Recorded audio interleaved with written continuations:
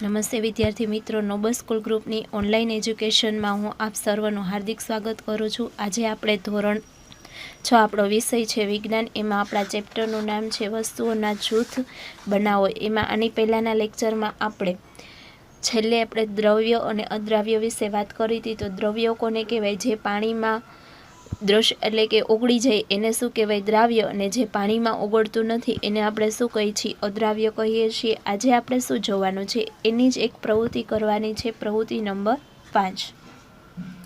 સરકો એટલે કે વિનેગર, લીંબુનો રસ, સરસવનું તેલ અથવા નાળિયેરીનું તેલ, કેરોસીન અથવા અન્ય કોઈ પ્રવાહીના નમૂના એકત્રિત કરી તમારે શું કરવાનું? એક કાચનું એક પાત્ર લેવાનું છે અને જેમાં તમે આ બધી વસ્તુ ભેગી કરી છે તેને પાણી ભરવાનું। એ કાચના પાત્રમાં પાણી ભરવાનું, એની અંદર આ પદાર્થ છે કેરોસીન છે, તો તમે એ પાણી ભરેલું છે એ કેરોસીન અંદર નાખી દેવાનું એ પાત્રની અંદર, કાચનું પાત્ર છે એમાં। પછી તમારે જોવાનું એ તળિયા નીચે બેસી જાય છે, પાણીની ઉપર તરે છે, એટલે આ બધા પદાર્થો છે। લીંબુનો રસ છે તો પાણીની અંદર એ તરે છે કે એ પાણીની ઉપર આવી જાય છે કે પાણીની અંદર મિક્સ થઈ જાય છે। પછી વિનેગર છે તો એ જોવાનું, સરસવનું તેલ છે, નાળિયેરીનું તેલ છે તો એ તમારે બધી વસ્તુ જોવાની કે પાણીમાં મિક્સ થાય છે કે પાણીની સપાટીની ઉપર તરીને આવે છે।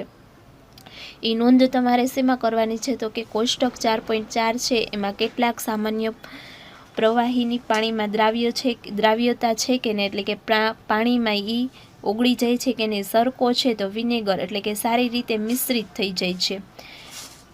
આ વિનેગર છે એ ઘણી બધી ખાદ્ય પદાર્થની વસ્તુ બનાવવામાં એનો ઉપયોગ થાય છે।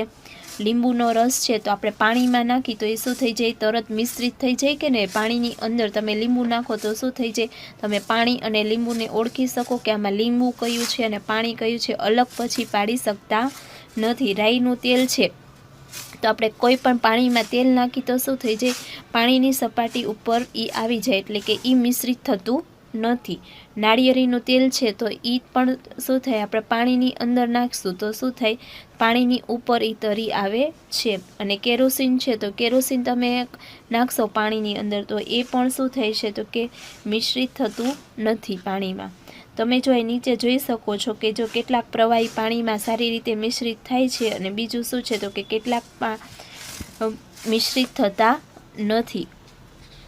આપણે જોયું કે કેટલાક પ્રવાહીઓ શું થાય છે? પ્રવાહીમાં પાણીમાં સંપૂર્ણપણે મિશ્રિત થાય છે અને કેટલાક પ્રવાહીઓ સંપૂર્ણપણે મિશ્રિત થઈ શકતા નથી અને થોડા સમય સુધી બાજુ પર રાખી મૂકવાથી પાણી પર એક અલગ જ સ્તર આવે છે, એટલે કે બંને વસ્તુ શું થઈ જાય છે? એમાં અલગ થઈ જાય। તમે જો થોડોક સમય એમનામ રાખો તો શું થાય? તો કે એ વસ્તુઓ તમારે અલગ અલગ તમને જોવા મળે કે આમાં કેરોસીન ઉપર તરી આવે ને પાણી એકદમ નીચે રહી જાય છે।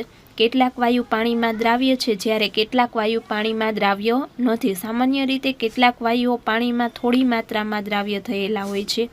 ઉદાહરણ તરીકે તમે લઈ શકો એમાં પાણીમાં દ્રાવ્ય ઓક્સિજન વાયુ, એટલે કે ઓક્સિજન વાયુ છે એ દ્રાવ્ય છે પાણીમાં રહેવાવાળા પ્રાણીઓ તેમજ વનસ્પતિના જીવન ટકાવવા માટે અત્યંત મહત્વપૂર્ણ કયો વાયુ છે? તો કે ઓક્સિજન। ઓક્સિજનની સંજ્ઞા શું થાય? તો કે O2 અને પાણીની સંજ્ઞા શું થાય? તો કે H2O। તો પાણી ઓક્સિજન છે એ જો આપણે મનુષ્ય માટે અને પ્રાણીઓ માટે બંને માટે જરૂરી છે, એટલે જો એ પાણીમાં એ સંપૂર્ણપણે શું થઈ જાય છે? દ્રાવ્ય થઈ જાય છે। પણ જો આપણે જ્યારે પાણીમાં મનુષ્ય કોઈ ડૂબી જાય તો એ એમાંથી ઓક્સિજન મેળવી શકતું નથી, કેમ કે એમાં ઓક્સિજનની માત્રા કેવી થઈ જાય છે? ઓછી થઈ જાય છે। વસ્તુઓ પાણીમાં તરે છે અથવા ડૂબી જાય છે। કેટલીક વસ્તુઓ હોય છે તમારે શું કરવાની છે? ભેગી કરવાની છે અને જોવાની બધી વસ્તુ એ પાણીમાં તરે છે કે ડૂબી જાય છે।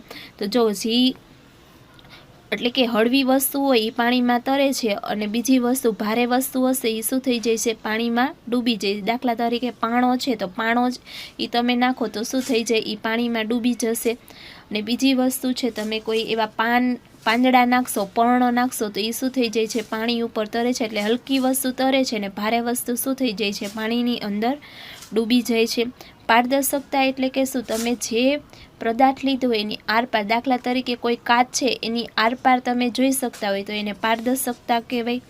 તમે સંતાકુકડી રમ્યા હશો એ સ્થાન વિશે વિચારો કે જ્યાં તમે રમત રમતી વખતે સંતાયા હશો કે જેથી તમે બીજાને દેખાઈ નહીં શકો. તો આવા સ્થાનોની જ પસંદગી કેમ કરી? શું તમે કોઈ દિવસ કાચની બારી પાછળ સંતાવવાનો પ્રયત્ન કર્યો હતો? નહીં ને, કારણ કે એવું કરવાથી શું થાય તો કે તમારો મિત્ર તમને કાચમાંથી જોઈ જાય. કેમ કે જો કાચ છે એ તમારી પારદર્શકતાનું ઉદાહરણ છે કે કાચની આરપાર આપણે જોઈ શકીએ કે ઓલી પાર કોણ છે કે આ પાર કોણ છે. એટલે કે કાચ તમે જો દુકાનમાં પછી જતા હશો ત્યારે દુકાનદાર છે એની દુકાન હોય છે એની આગળ બરણી રાખે છે, એમાં જો જે વસ્તુ રાખવામાં આવે છે આપણે આરપાર જોઈ શકીએ. તો એનું કારણ શું છે કે એ શું કામ રાખવામાં આવે છે કે દુકાનદારને એક તો પોતાનો વ્યવસાય કરવો હોય. જો કોઈ ગ્રાહક આવે ને તરત જ એની નજર ક્યાં જશે તો કે પારદર્શક બરણી ઉપર જશે અને તરત જ એ બરણી ઉપર જે ગ્રાહક આવે ને વસ્તુ ખરીદી હોય તરત એને ખ્યાલ આવી જાય કે આ વસ્તુ લેવાની છે. એટલે જ એવી જે બરણીઓ રાખવામાં આવે છે કે જેની આરપાર જોઈ શકાય, જે વસ્તુ રાખવામાં આવેલી હોય છે તેને. શું તમે દરેક પદાર્થની આરપાર જોઈ શકો છો? દરેક પદાર્થની આપણે આરપાર જોઈ શકતા નથી, પણ એવા પદાર્થો હોય છે ઘણા જેની આરપાર આપણે જોઈ શકતા હોય છે. એવા પદાર્થો જેનાથી વસ્તુઓને જોઈ શકાય તેવા પારદર્શક છે. એટલે કે જે વસ્તુ આપણે જોઈ શકીએ તે પારદર્શક પદાર્થ કહેવાય. કાચ, પાણી, વાયુ તથા કેટલીક પ્લાસ્ટિક પારદર્શક પદાર્થના ઉદાહરણ છે. તમને એવું પૂછવામાં આવે કે પારદર્શક પદાર્થના ઉદાહરણ કયા, તો તમે એમાં લખી શકો કાચ છે, પ્લાસ્ટિક છે, વાયુ છે, પાણી. દુકાનદાર બિસ્કિટ, મીઠાઈ અને અન્ય પદાર્થને કાચ અથવા પ્લાસ્ટિક જેવો પારદર્શક પદાર્થમાં રાખવાનું વધારે પસંદ કરે છે જેથી એના ગ્રાહક આવે ને તરત તેની નજર ક્યાં પડે? એ વસ્તુ ઉપર પડે છે.